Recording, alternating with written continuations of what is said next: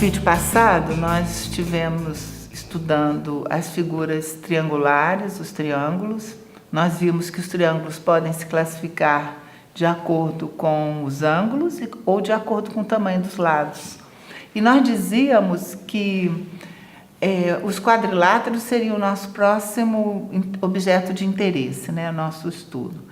Então, só para lembrar, nós tínhamos no Tangram, que é um quadrado dividido em algumas figuras, 7 figuras na verdade, nós tínhamos 5 triângulos e 2 quadriláteros. Um quadrilátero chamado quadrado e um quadrilátero chamado paralelogramo.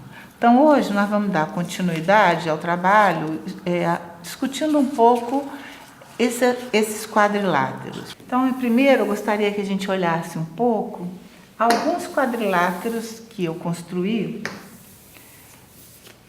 para que a gente possa pensar sobre eles.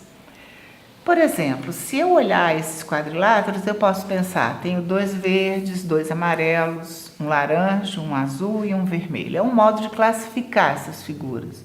Mas será que esse modo de classificá-las é o mais interessante para o nosso estudo, no caso em que nós estamos nos dedicando a pensar nas propriedades dessas figuras? Certamente não.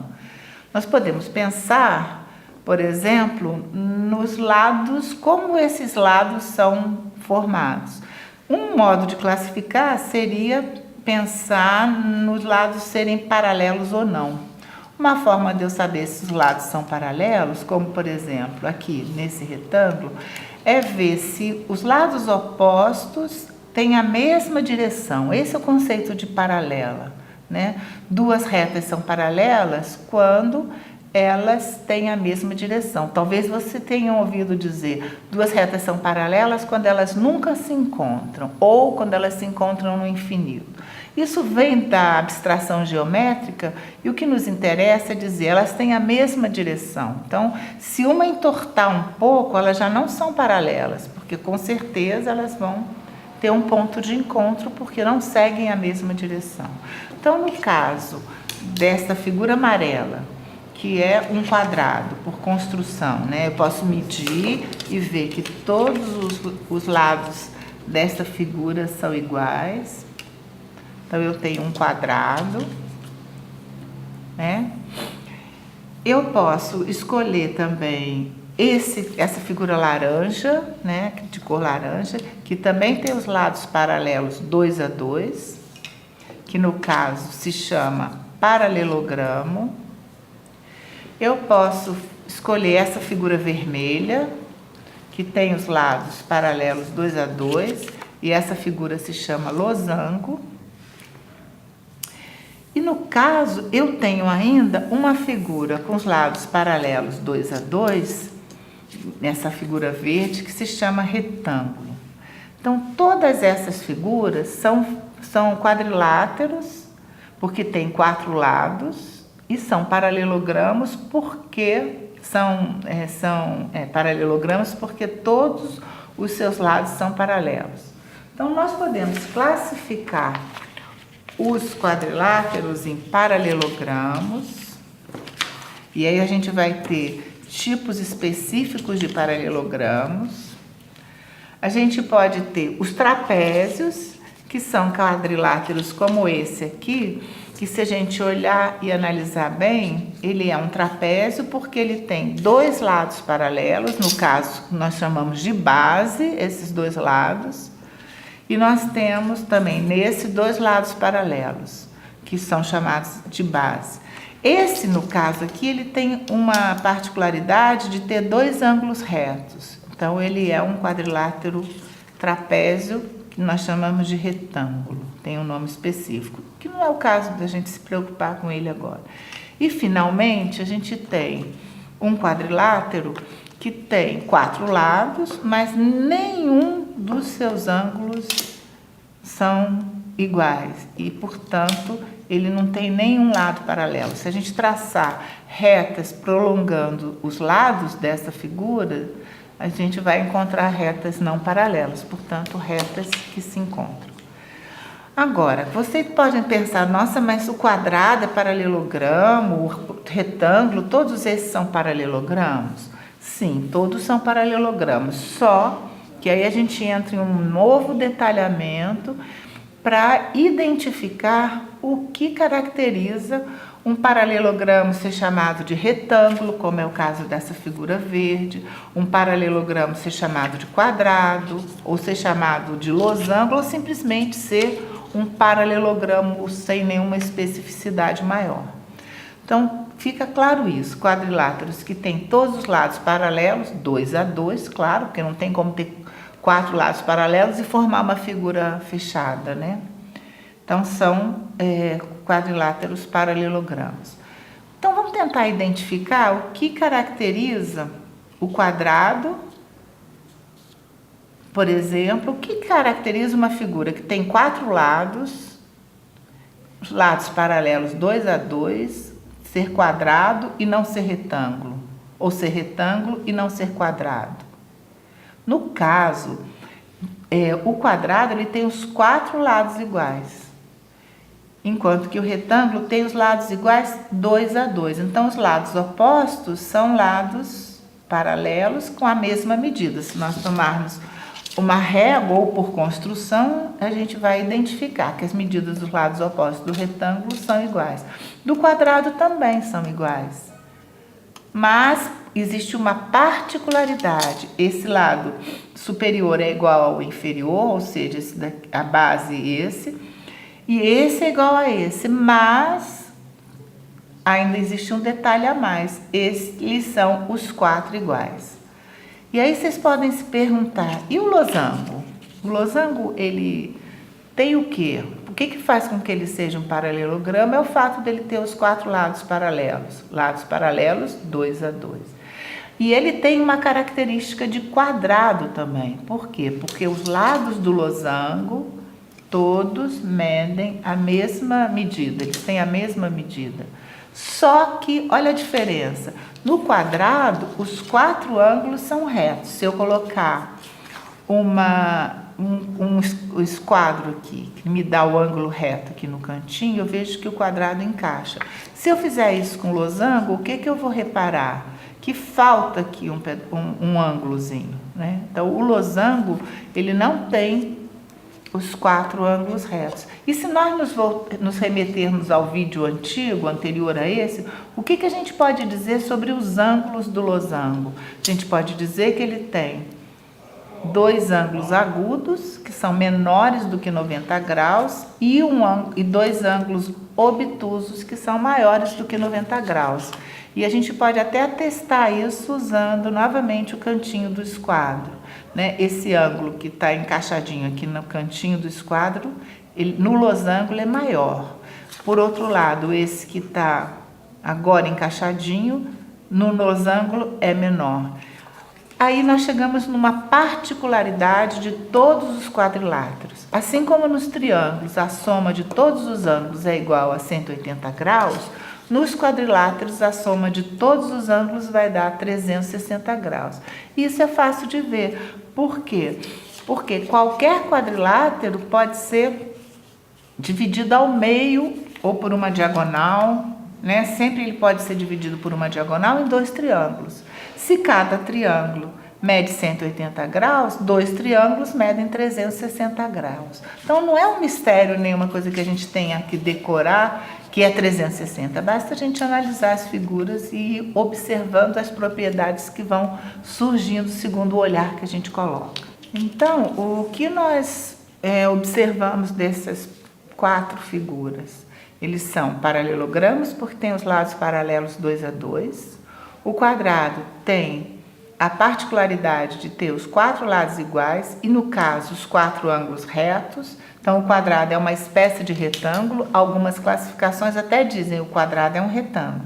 O retângulo tem os 4 lados paralelos 2 a 2, os 4 ângulos retos e os lados que são iguais são opostos entre si.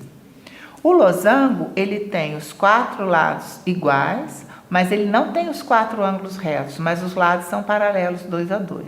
E no caso, O paralelogramo, simplesmente, ele não tem lados iguais, apenas os lados opostos são iguais, como no retângulo, e os ângulos também não são retos, mas, no caso, as quatro figuras, ou seja, os quatro aqui representados, são representações dessas figuras, todos eles, se somarmos os ângulos internos, eles são iguais a 360 graus. Então, no caso, cada ângulo oposto é igual ao outro. Esse ângulo agudo do paralelogramo é igual a esse ângulo agudo.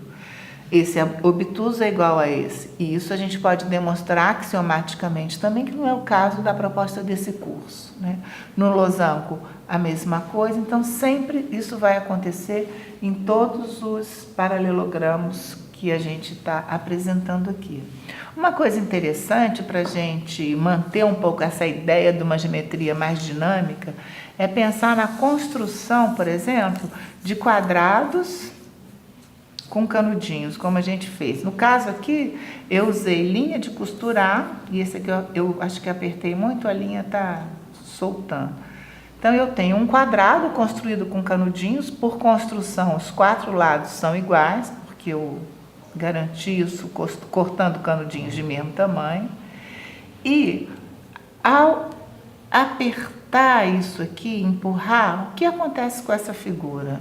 Ela se parece a essa figura daqui, né? Então, ela é um losango, porque os quatro lados são iguais e os ângulos opostos são iguais, porque os lados são paralelos 2 a 2. Então, essa é uma transformação interessante, que quando eu me lembro da minha infância, na casa da minha avó, nós tínhamos esse tipo de objeto para colocar na mesa o prato, a travessa, a panela, que fosse.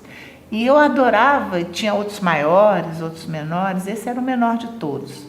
Então, eu gostava muito de brincar com isso e observar, e não sabia eu que isso futuramente ia constituir, né, um campo do meu conhecimento, brincar em transformar o quadrado em losango. Por quê? Porque eu garanto o tamanho do lado, eu não estou mexendo no tamanho do lado, mas eu estou fechando e abrindo o ângulo até ele se tornar um ângulo reto, né? Quando eu tenho um ângulo reto, eu tenho um quadrado. Quando eu vou esticando, empurrando aqui ou puxando aqui na ponta, o que acontece? Eu transformo dois ângulos obtusos e dois ângulos agudos. E isso é uma decorrência da propriedade de que a soma de todos esses ângulos é 360. Ora, se eu tenho ângulos de 90 e afino esses da ponta, torno-os mais fechados, obrigatoriamente os outros dois têm que ficar mais abertos para que a soma continue dando 360 graus, que é o mesmo que eu posso fazer aqui com um retângulo também construído com canudinhos, né? Aí, se eu aperto, eu transformo o retângulo num paralelogramo, né? Se eu volto o ângulo reto, eu novamente tenho um retângulo, porque os ângulos opostos os lados opostos são iguais e os ângulos são retos.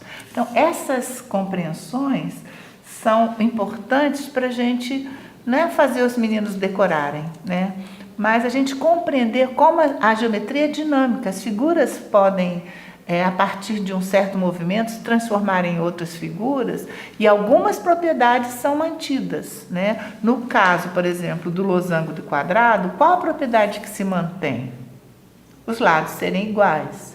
No caso do retângulo e do paralelogramo, quais as propriedades se mantêm? Também, os lados opostos são iguais. Agora, os ângulos fazem toda a diferença, ainda que a soma deles seja sempre 360 graus, né? No caso, então, vamos olhar para essas outras duas figuras aqui construídas, que são trapézios, né? O que caracteriza um trapézio? Observando o trapézio, a gente pode concluir que dois lados são paralelos, dois lados opostos são paralelos, mas os outros lados podem formar ângulos diferentes. Esse trapézio verde, que foi construído com papel verde, o que ele está mostrando? Ele está mostrando dois ângulos retos aqui, e ele também tem que obedecer à propriedade da soma dos ângulos ser 360. Então, ele tem dois ângulos retos aqui, já deu 180. Então, obrigatoriamente, esses dois ângulos que não são retos no trapézio, eles têm que somar 180 graus, porque aqui eu já tenho 180, e 180 mais 180 é 360. Então, no caso, esse é um ângulo obtuso, maior do que 90, e esse é um ângulo agudo, menor do que 90. Certamente, os dois juntos somarão 180 graus para que a soma seja igual a 360, né? No caso do trapézio verde, como ele tem dois ângulos retos, ele é chamado de trapézio retângulo. Aqui a gente tem a mesma questão dos triângulos, né? O triângulo que tem um ângulo reto é um triângulo retângulo. O trapézio que tenha dois ângulos retos é um trapézio retângulo. O outro é um trapézio sem nenhuma especificidade, porque esse ângulo não é igual a esse. Ele foi um pouquinho mais aberto, mas ele tem dois lados paralelos. Se nós construíssemos um trapézio com dois lados opostos iguais, a gente estaria no mesmo caso de um trapézio isósceles, que teria dois lados não paralelos iguais e dois lados paralelos de tamanhos diferentes. Então, o trapézio, ele é um quadrilátero porque tem quatro lados. A soma dos seus ângulos é 360 graus, porque é uma característica de todos os quadriláteros. Mas a única particularidade deles é ter dois lados paralelos. E ele pode ter diferentes configurações, ser mais aberto ou mais fechado. A exigência é que ele tenha quatro lados e que dois desses lados sejam paralelos. E por último, o quadrilátero que não apresenta nenhuma propriedade a não ser ter quatro lados. Esses lados são todos diferentes, portanto, os ângulos são todos diferentes e a única exigência é que a soma desses ângulos seja também 360 graus. Então, essa é uma classificação básica dos quadriláteros e não sei se vocês se lembram, nós começamos esse estudo. No primeiro vídeo, nós já estamos agora fazendo a terceira parte, falando de que no trabalho com as crianças, o importante é a gente partir dessa situação dos sólidos que são manipuláveis e a partir daí ir mostrando as figuras planas que vão se configurando ou por meio de carimbos, ou por meio de recortes, ou vários caminhos que a gente pode utilizar no trabalho pedagógico. Mas a gente partiu dos poliedros e das figuras redondas, dos corpos redondos. E eu queria então voltar um pouco na questão dos poliedros. Nós falávamos, não sei se vocês se lembram, mas nós falávamos que existem poliedros côncavos e convexos. E agora, dando um passo a mais, a gente vai dizer que existem poliedros convexos regulares.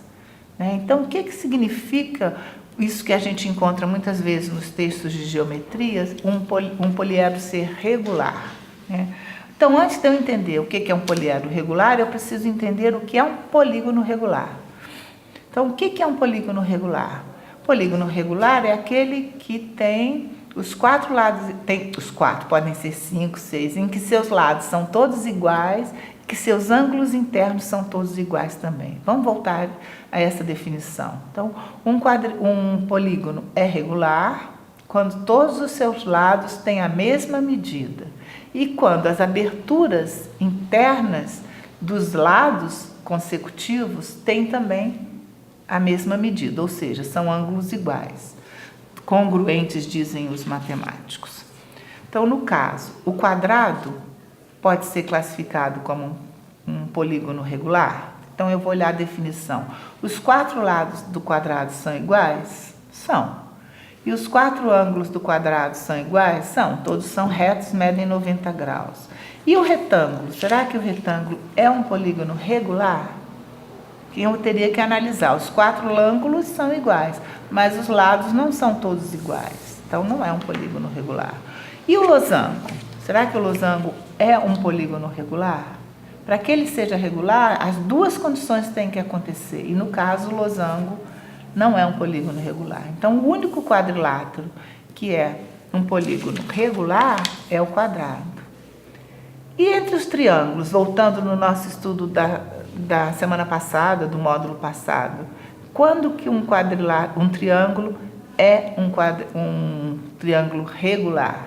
Então, eu preciso lembrar das nossas classificações. ele tem que ter os 3 lados iguais. Então, qual é o único triângulo que tem os 3 lados iguais? O triângulo equilátero, que tem os 3 lados iguais. E os ângulos, obrigatoriamente, serão iguais. Então, para que o triângulo seja regular, ele tem que ser um triângulo equilátero. Os 3 lados e os 3 ângulos são iguais. E assim por diante. Eu posso ter um pentágono regular, então aquele polígono de 5 lados, o hexágono regular, todos com ângulos e lados iguais. E aí, se eu tenho polígonos regulares, com esses polígonos construir poliedros, e aí vocês vão ter a imagem aí na tela, mostrando quais são os poliedros que têm a possibilidade de serem poliedros regulares. Os matemáticos, e a partir de Platão, e esses poliedros são chamados poliedros de Platão, são os únicos poliedros que são chamados poliedros regulares. Por quê? Porque eles são formados por polígonos todos iguais entre si e são todos polígonos regulares. Então, como vocês estão vendo aí na tela, vocês têm o tetraedro, que é um poliedro que é formado por triângulos, o cubo, que é formado por quadrados, ou chamado também hexaedro, o octaedro, que tem 8 faces formadas por triângulos regulares, o dodecaedro, que é formado por pentágonos regulares, e o icosaedro. O dodecaedro tem 12 faces e o icosaedro tem 20 faces, todas elas triângulos equiláteros. Então, esses são os 5 poliedros, que são chamados poliedros de Platão, por eles terem sido primeiramente identificados por Platão na Grécia, há 2000 e tantos anos atrás, e eles obedecem a essa classificação. São formados por polígonos regulares e só por esses polígonos regulares, todos iguais entre si. Então, esse trabalho com a geometria, ele está apenas esboçado nesses 3 momentos dos nossos estudos. E nossa intenção fica clara para vocês de que não é a partir dos teoremas, mostrar e demonstrar teoremas, provar através de consequências matemáticas que o que nós estamos apresentando aqui é verdade. Nosso interesse nesse trabalho é trazer para vocês um lado mais prático da geometria, especialmente. Porque nós temos consciência da dificuldade que o ensino de geometria provavelmente significou na trajetória escolar de vocês, nossa, de um modo geral. Por quê? Por ela ser tão carregada de demonstrações axiomáticas e que muitas vezes nos eram apresentadas de uma forma pouco clara, acabou por se tornar um ensino tão enfadonho que era deixado de lado por muitos dos professores de matemática. E algumas pesquisas atestam isso. Então, no caso, a nossa intenção é mostrar para vocês que o trabalho com dobraduras, com recortes, com canudos, com esse tipo de material bem experimental é o adequado para o início do trabalho com a geometria nos anos iniciais de escolaridade. Existe um artigo do Imenes, que é bastante conhecido como autor de livros didáticos, um artigo bem antigo, de uma revista em 1980 e alguma coisa foi publicada, em que ele discute exatamente isso. A geometria nas séries, nos anos iniciais, deve ser experimental ou dedutiva. E o que ele está dizendo com isso? Ele está dizendo exatamente da importância de que nesse momento em que as crianças estão constituindo o seu pensamento, em que o pensamento abstrato ainda está se configurando, quanto mais elas manipularem, experimentarem, ainda que elas não saibam o nome das propriedades ou o nome mais adequado matematicamente falando para uma determinada figura, elas irem construindo isso e aos poucos o professor ir informando o nome adequado.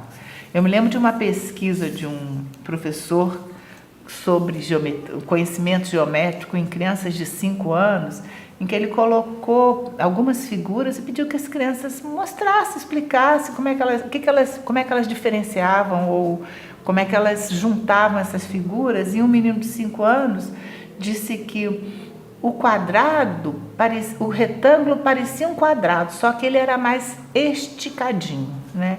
Então, isso é uma forma de uma criança de 5 anos mostrar que ela percebe as regularidades, que ela percebe as características. Então, talvez a escola, em vez de partir desse conhecimento prático, da observação da criança no mundo dela, em vez de fazer isso, muitas vezes obriga as crianças a decorarem nome, sem significado para elas. E no campo da geometria isso é muito perigoso, né? Porque traz consequências muitas vezes nefastas para a continuação dos estudos e até para a gente, quando adultos, ter uma coerência maior na forma como a gente pode trabalhar com as crianças. Então, esse trabalho com a geometria nesse módulo teve essa intenção de fazê-los pensar um pouco sobre as inúmeras possibilidades que vocês podem ter, fazendo montagens, colagens, propondo às crianças que façam mosaicos com as figuras, e elas podem até descobrir que nem sempre é possível encaixar uma figura na outra, porque os ângulos não... Mas você não vai ter que demonstrar para ela que vai poder encaixar ou não, né? Esse tipo de montagem traz uma grande riqueza, possivelmente, para o trabalho com a geometria. E é essa a nossa intenção nesse texto. Obrigada.